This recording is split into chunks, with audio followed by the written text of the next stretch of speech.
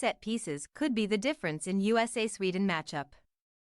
In its last two group matches at the 2023 Women's World Cup, the United States struggled mightily with two opponents, Portugal and the Netherlands, who are particularly adept at not surrendering the ball. For all their World Cup winning pedigree, that aspect of the game has never been the Americans' biggest strength.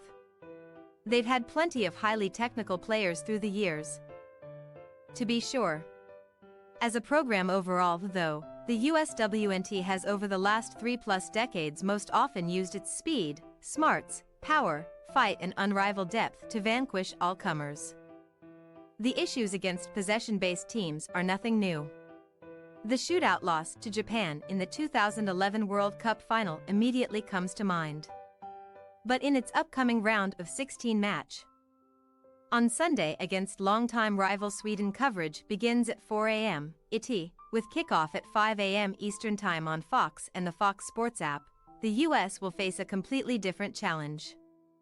Make no mistake, this will still surely be the two-time defending champions' most difficult opponent so far. But it's also a matchup that, in a funny way, could actually be more comfortable for them. It's a team that can bring the aerial presence, set pieces, the crossing ability, getting people in the box. Lindsey Horan, one of two US co-captains along with Alex Morgan, said here on Thursday, a day before the Americans traveled 1,600 miles east to Melbourne, Australia. That's something that we are so good at, as well. Historically, at least. During the first 3 years of the current 4-year World Cup cycle, the US scored about 17% of its goals, not including penalty kicks, on set plays. Since January 2023 through the group stage at Australia-New Zealand 2023, just 8.7% of its scoring has come following corners or free kicks. Still, the only goal the Americans has managed over their last two matches was from a corner by Rose Lavelle, whose dime onto the head of Horan evened the score against the Dutch and changed the momentum of the contest. For an attack that has had a devil of a time scoring from open play, it's a weapon that could be extra important, especially in a win-or-go-home game. That also works the other way.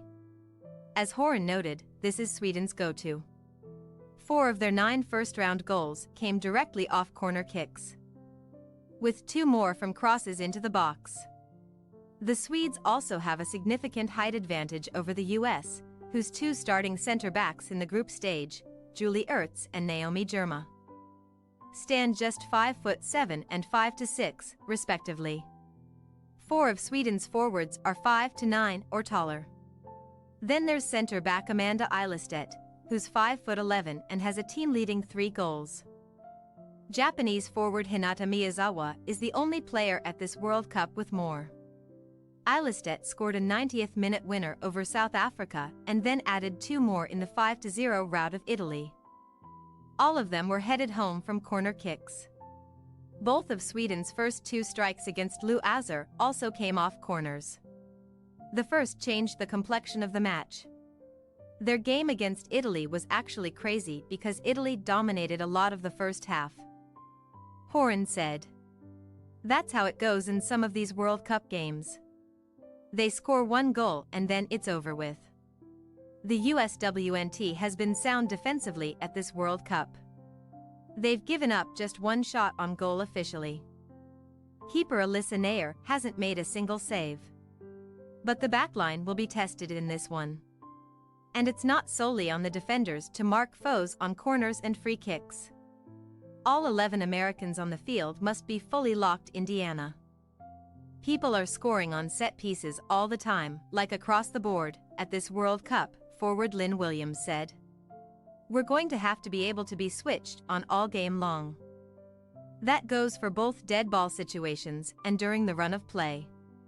It's not all about height either." Sweden's winner against Argentina in its final group match was turned in, again with a noggin, by 5'5" Rebecca Blomqvist following a pinpoint service by Sofia Jakobsson.